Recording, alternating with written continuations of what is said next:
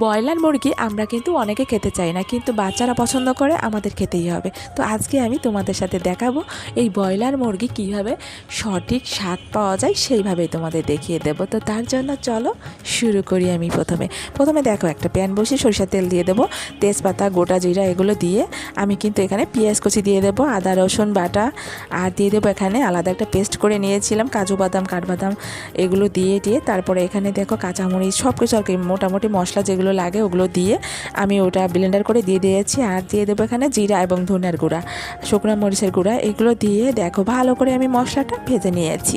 তো ভালো করে ভেজে নিলে হয় কি ফ্লেভারটা ভালো আসে, কাঁচা কোনো গন্ধ থাকে না।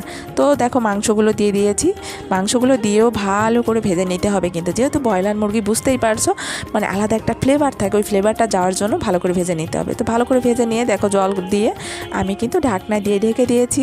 তো ঢাকনা দিয়ে ঢাকার পরে এখানে দেখো ঢাকনাটা তোলার পরেই কিন্তু আমি দিয়ে দিয়েছি গরম মশলার গুঁড়া আর এখানে জিরার গুঁড়া। তো জিরার গুঁড়া দিয়ে দেখো আবার 5 মিনিট কুক করে নিলে আমার কিন্তু রান্নাটা হয়ে যাবে। আর কতটা লোভনীয় দেখেই বুঝতে পারছো, মনেই হবে না যে ব্রয়লার মুরগি। আর স্বাদের দিক দিয়ে অতুলনীয় বন্ধুরা। তো